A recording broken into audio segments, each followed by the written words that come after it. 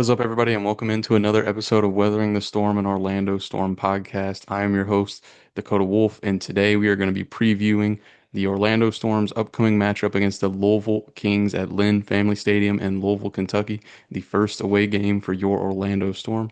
Now, we already broke down the previous matchup and how that went in a video I just posted yesterday. Or yesterday being Tuesday. And so this one, we're going to be previewing the next matchup, the second matchup in a row against the same team. Um, we are going to have, again, for the second time in about a week, the Louisville Kings corner, Justus, Herb, and Ty joining the show. So that will be the second half of this episode. But first, I just want to go ahead and break down this game myself, a couple players that I'm looking out for, and just what I think we can expect um, going into this matchup. So let's go ahead and get straight into it.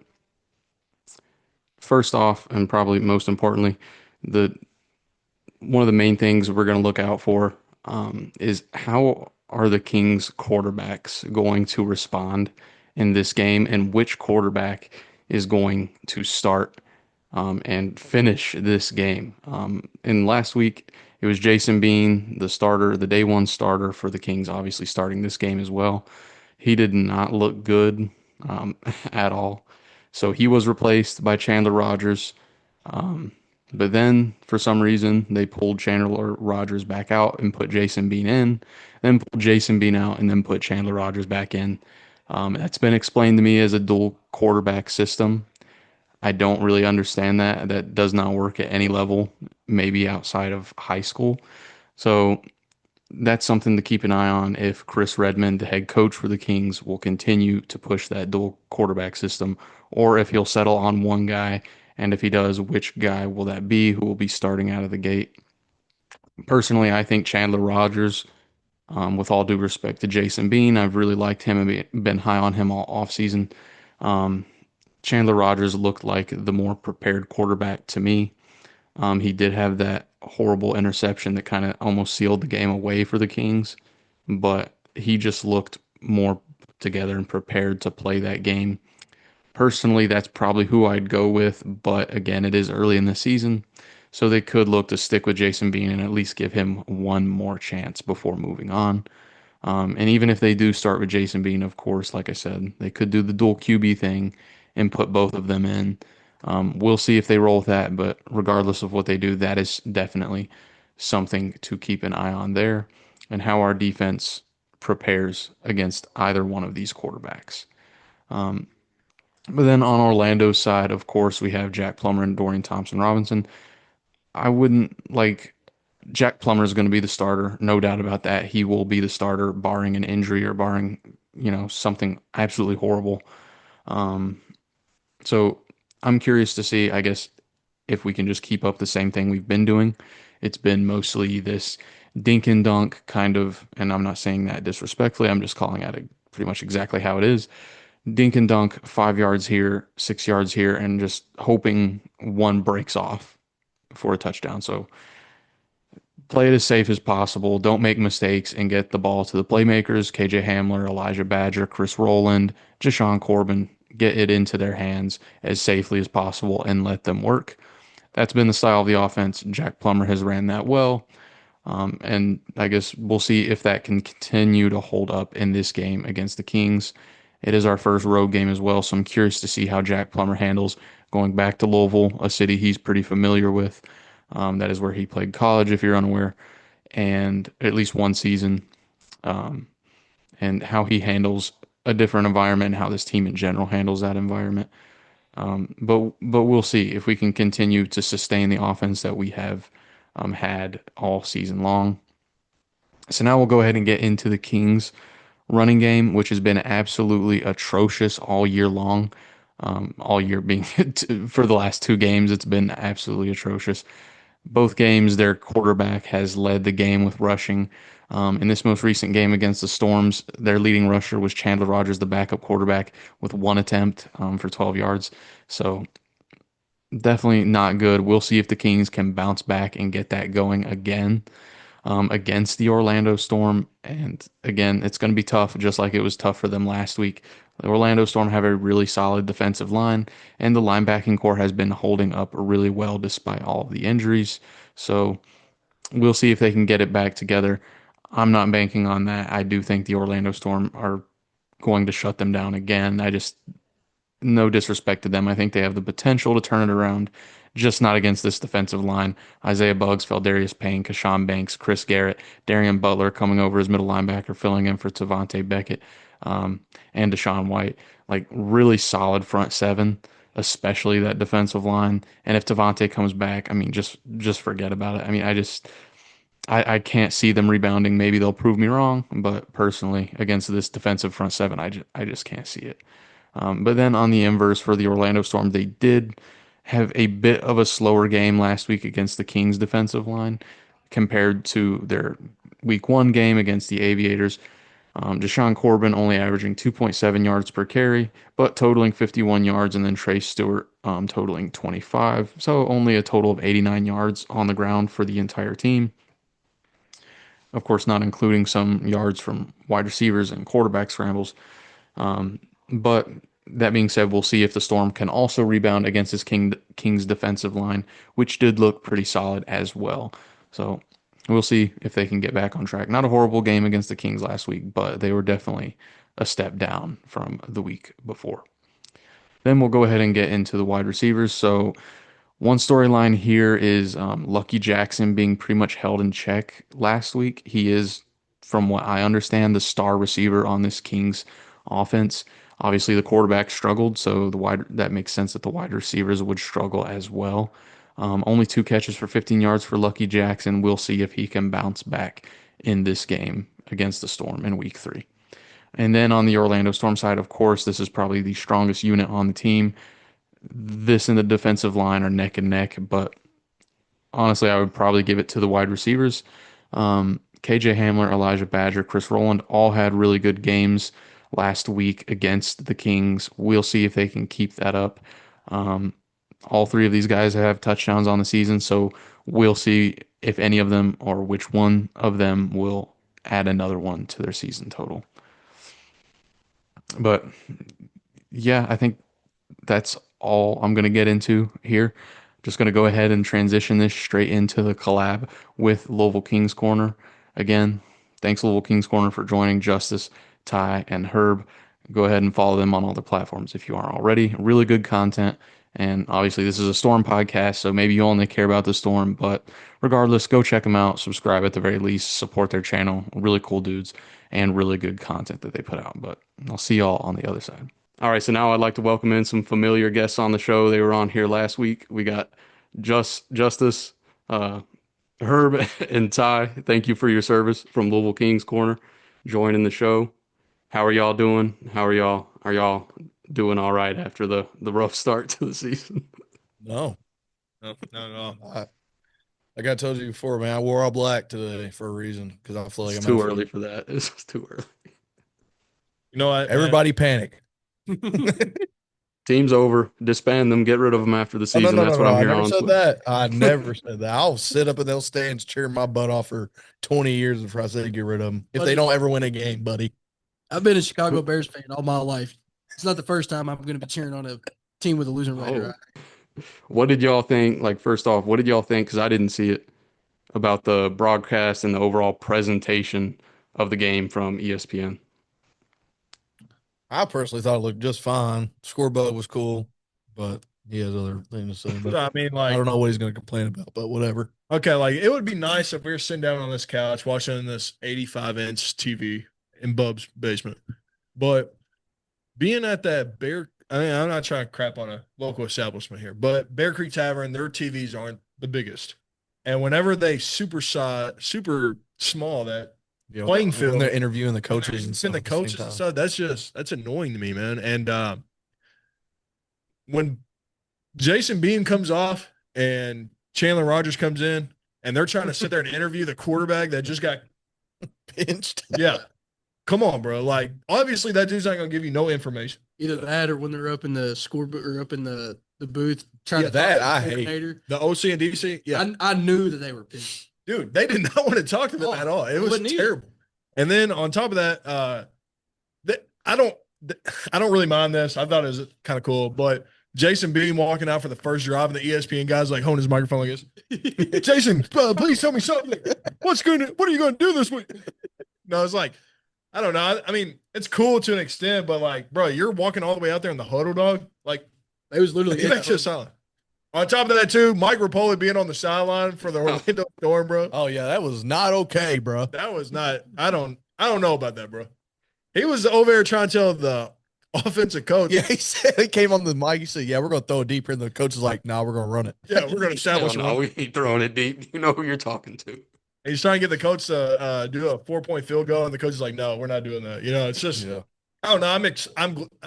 I'm happy that he's excited for the league because that's what this league needs. I feel like, but come on, bro, that's doing too much. That's doing a little too much, dude.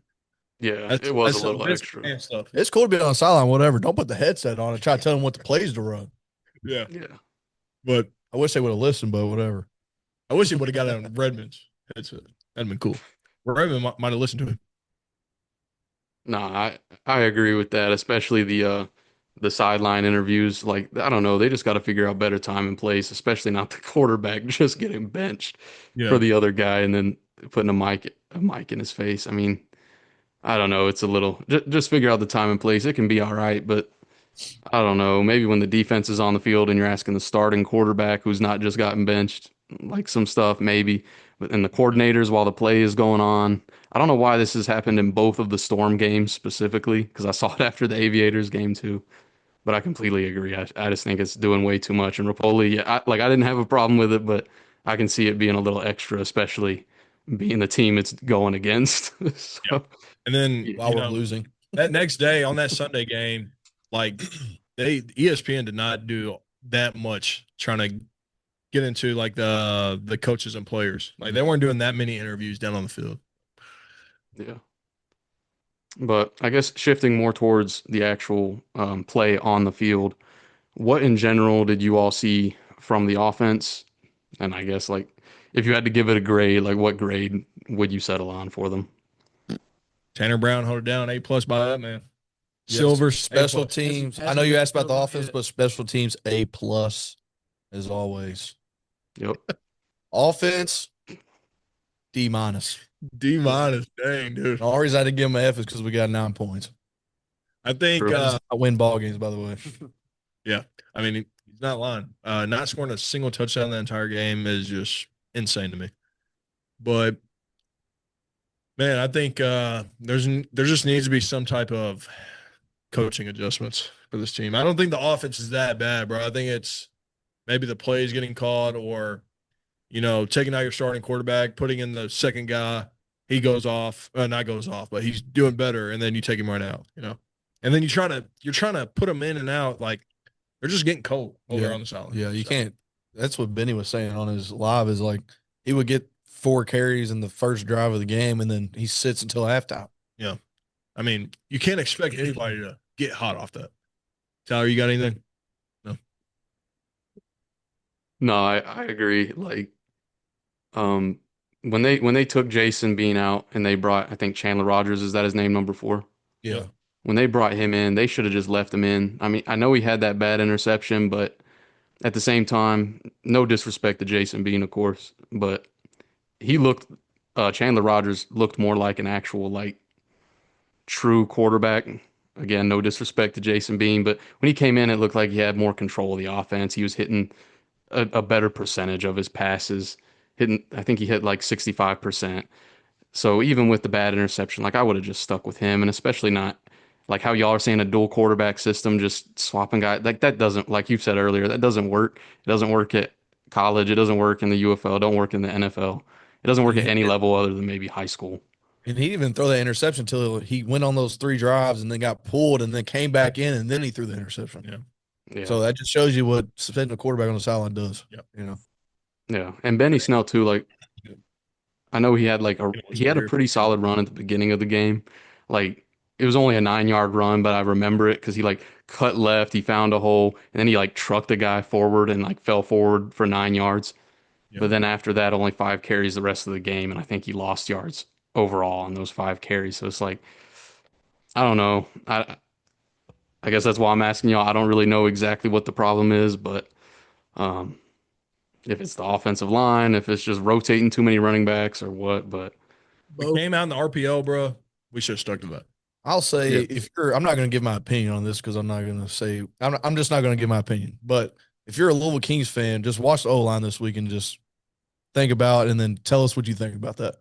I'm not going to give my opinion because I want to be biased, but yeah, fair enough. But on the flip side, I guess a lot more positive note, what did you all see from the defense? And what, I guess the same thing, like what grade would y'all give the defense? I'd say B plus. But the reason I say is because our defense stays on the field for so long throughout both these games, and we've only given up 34 points. So to me, Mhm. that's pretty impressive. So that's my thought on it. I would be at probably about a B. I mean, we talked about it on the Louisville Kings Corner with whenever you came on. Go watch that if you haven't. But yeah, I mean, the effort that we seen by a couple of individual players on that defense was just, hate to say it, but ass, bro. Yeah. But like Herb, he was pointed out during the game. I went back and watched the game on my TV, like whenever I got home, and yeah, bro. I mean, I know one specific player. I'm not going to name him out right here, but his effort sucks. Yeah. Yeah. No, They no, said that's not to the good to hear. whistle. So I mean, it was so bad that I noticed it on TV, like he said, and I said something, and then he went back. Like it was just so bad live that I just pointed it out, and it was just like so obvious. Yeah, I'm definitely. Hopefully they catch that in film review whenever they do that and they get that If, guy. They will. if they don't hire me, I'll That's, call him out. that's elephant in the room. I would love to watch film for a living. That'd be awesome. Yep. Yeah. Well, they did at least. I know they had that interception, so that was good. And I mean that could have, if the offense could have gotten it together, I think that could have got the Kings right back into the game.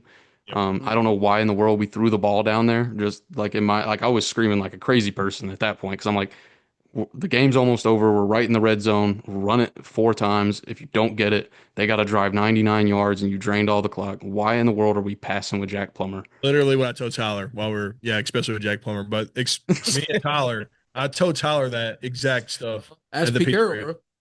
bro. You know, Yeah, but overall, like I thought the defense, like y'all's defense looked pretty good. I mean, the defensive line did good. Like our running game was not bad, but it was worse than it was in week one. So I think there's definitely potential on that side of the ball, at least from what I saw now. If there's players not trying, then that's the coach's job to single them out and figure that out. But moving forward to this week for this matchup, what do you think the Kings need to fix to get the offense back on track?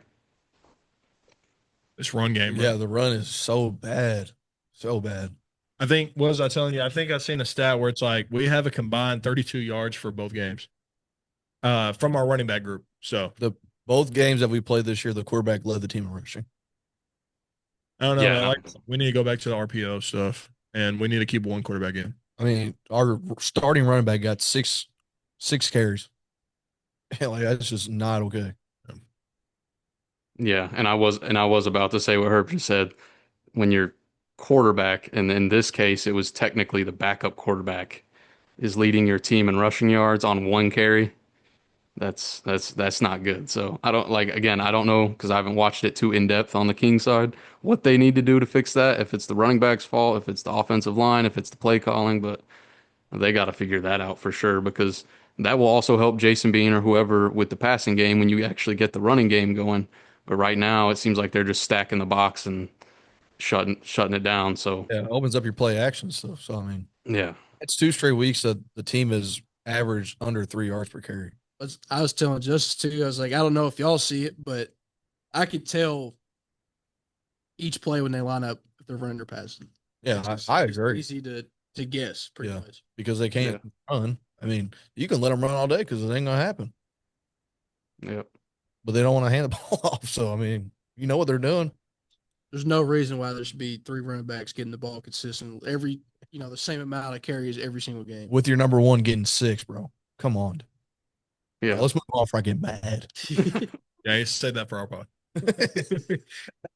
Well, so this question again, if y'all don't want to give your personal opinion and you just want to say who you think it will be, that's perfectly fine. But who like who should or will be QB1 for this upcoming game because there's a little bit of a back and forth there, so it's kind of unclear who's it's going to be unless they've announced it and I haven't seen it. I think it's a Coach Redmond question. Yeah, You know, I'll give my personal opinion. I think it's going to be Bean because Coach Redmond is so high on him. I think they're going to do exactly what they did last week. If you ask me, The dual quarterback. yeah, I truly believe that they're going to do the same exact thing that did not work at all last week. It's going to happen again. look, I'm not Guaranteed. saying Bean's a bad quarterback, bro. He's not. It's no, he's not. He's I not. don't think he is. But you can't take him out of the game, bro. Yeah. Like I think that crushes confidence. Yeah, he 4 for 15. So That's pretty hard. That's pretty bad. and Chandler Rogers went 13 for 20. So Yeah. I think And 20 is just, pretty good. I mean, from the little bit of I saw and what y'all said last week, I wouldn't be I a mean, fan you're of laughing, Jason. bro. Lumber went 20 for 25 with On checkdowns, bro. On That's what checkdowns. I'm saying.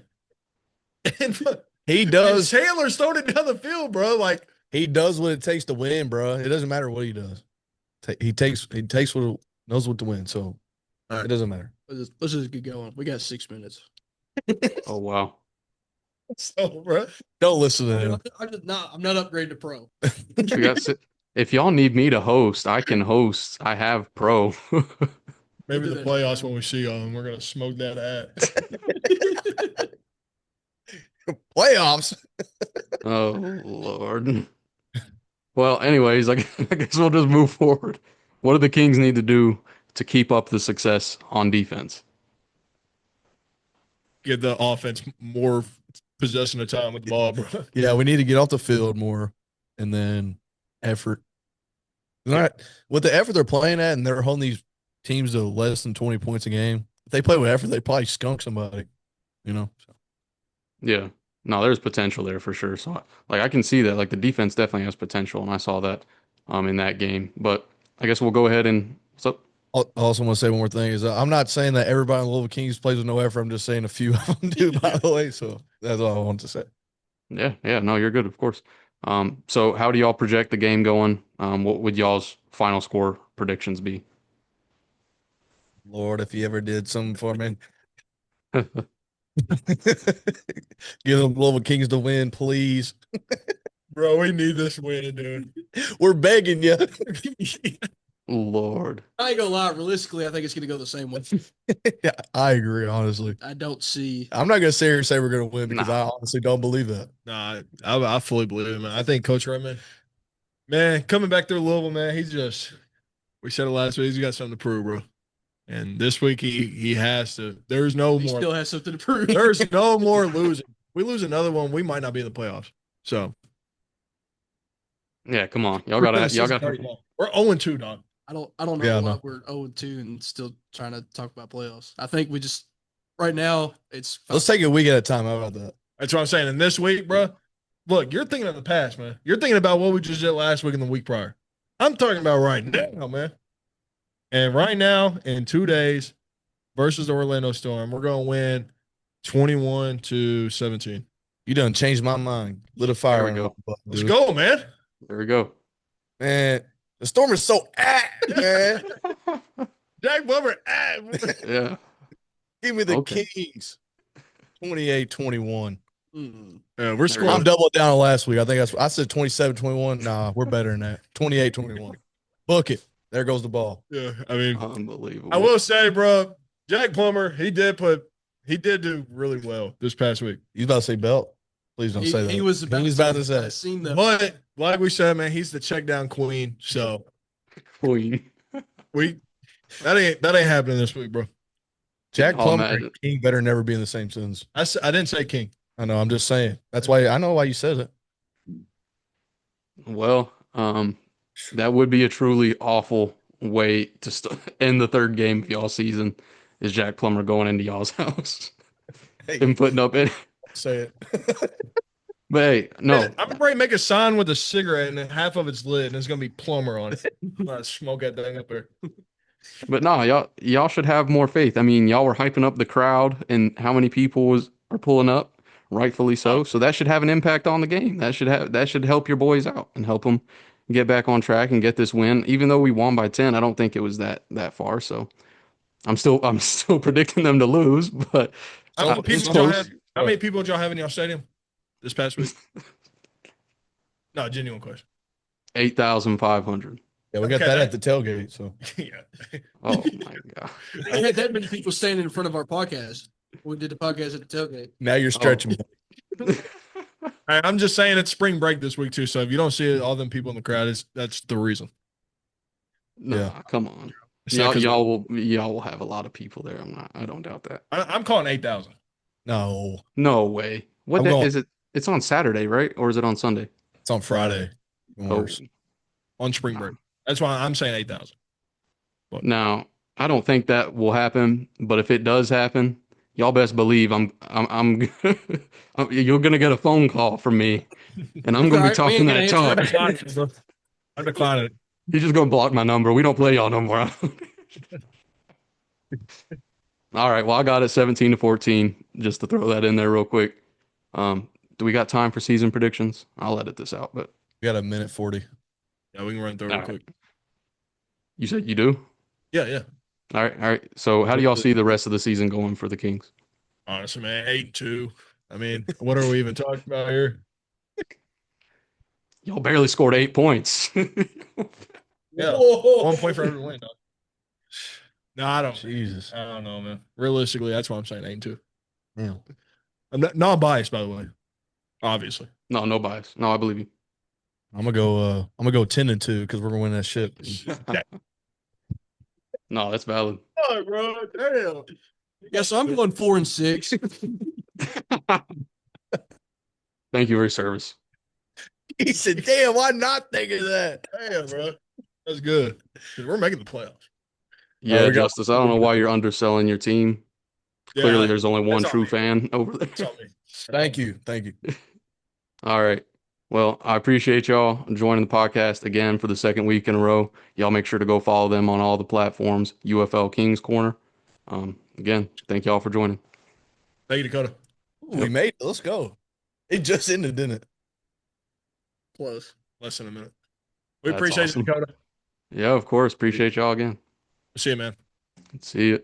All right, so thanks again to Justice, Ty, and Herb for joining the show. Really appreciate them coming on and having me on their show as well. Go check out their episode with me on there if it is out already, and if it's not, just keep an eye out for it and go watch it. Support them, subscribe, do whatever. Really cool guys over there, and they're building something really awesome with the Louisville Kings Corner. Really good for the UFL, and obviously really good for the Kings. But that's going to do it, guys. Thanks again for watching. Thank you for weathering the storm. Go Storm, Sir John.